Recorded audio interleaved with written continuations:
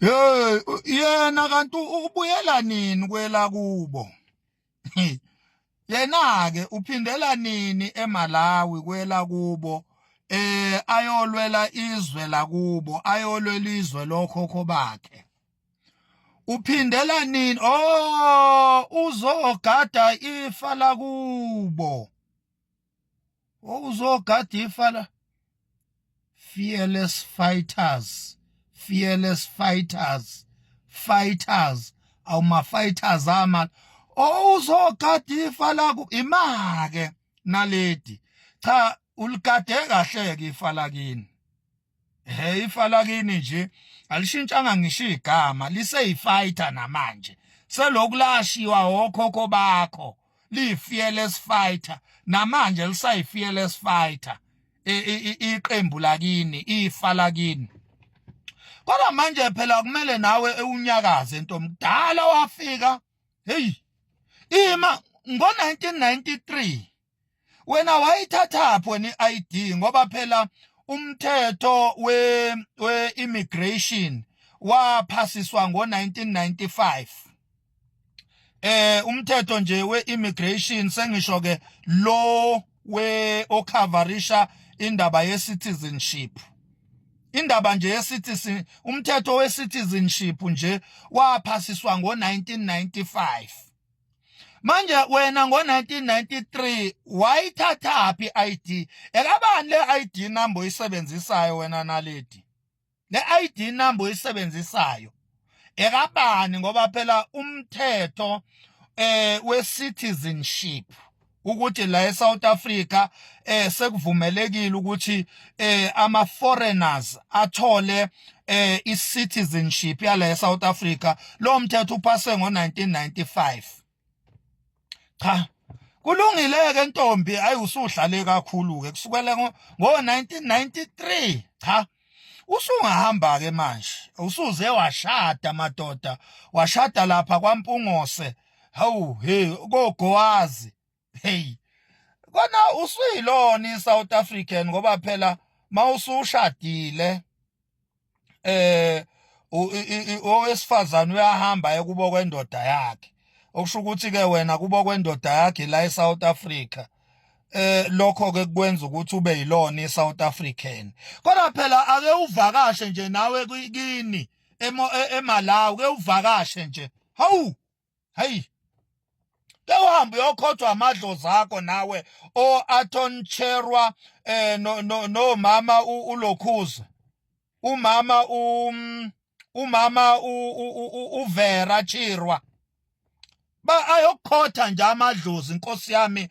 Shemu okukakhokho wakho ubaba uAntoni Chirwa Nkosi yami wagwetshwa isigwetsho sentambo wafela ejele.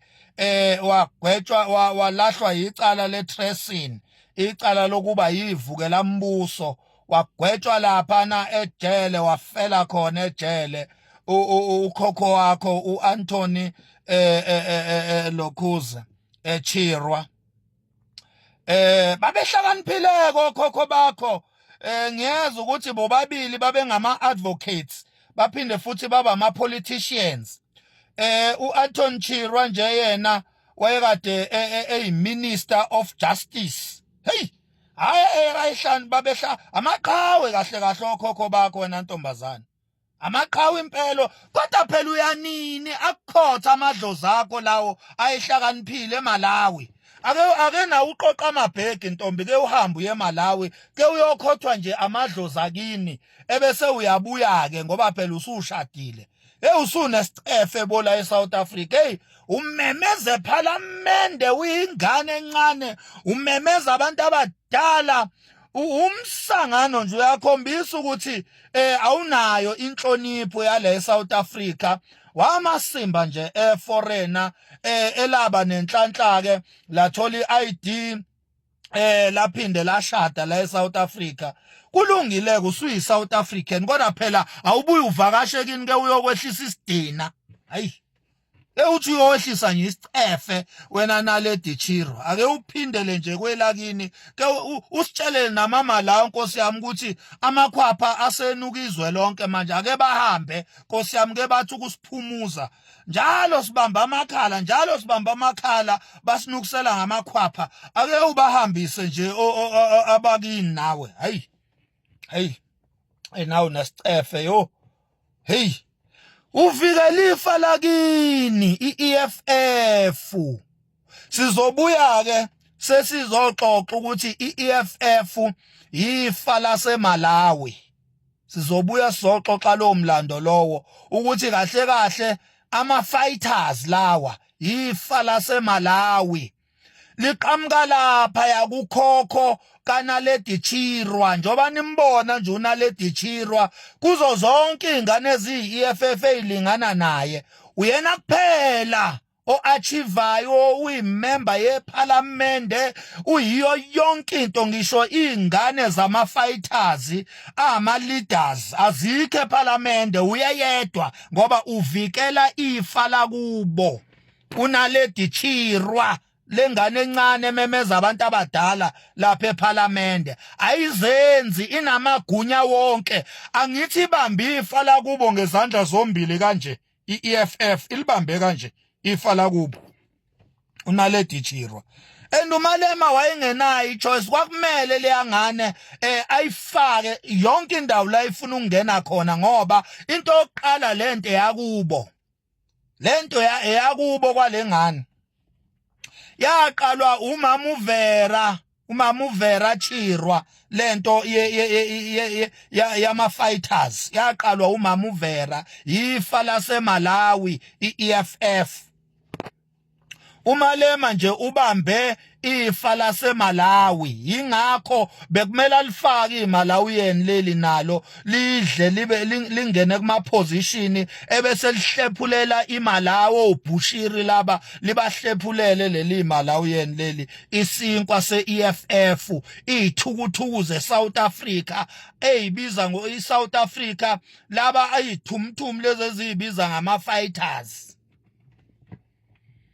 cha bukhona ke bonke ubufakazi okuphikayo lokho cha akahamba yovula icala sihlangane ecourt zonke lezi indaba engishoyo oyiphikayo akahamba yovula amacala sihlangane enkantolo ukuthi unaledi Chirwa is a Malawian lady because both her parents are Malawians and the okhokho bakhe is from Malawi okhokho bakhe otin Chirwa no Lokhuze no mama umama uVera Chirwa ubhuti wakhe nje unale Dichirwa ubhuti wakhe okhokho bakhe I think akusi ubhuti wakhe I think omunye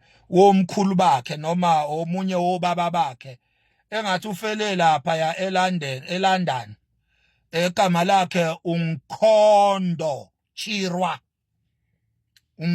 Chirwa omunye wobaba uzalo lwakhe unale Dichirwa lo ufele lapha ngo2016 efele eLondon Umkhondo NKHONDO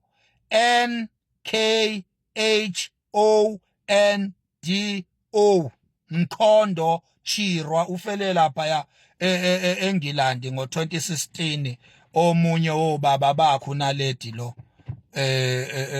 unaledi abaseMalawi Chirwa abaseMalawi unaledi ugoduka nini aphindele eMalawi Nkosi yami yazi yanesidini ingane iqamba futhi kumele iboshwe lento le i-incite violent ithi lesigebengu lesomfana esigwazwe lapha eCape Town senze house breaking singene emzini yabantu uthi yena sibulawe imash Spizi manje esingamaZulu siyathukwa kuthiwa sibulala abantu kube kufe isigebengu sibulawa abanikazi bomuzi ebesigqekeza kuwo le ntombazane leli Malawian leli lizosiqhatha la eSouth Africa likoduka nini leli Malawian eluna ledi chirwa likoduka nini umile umbuzo. Thank you so much.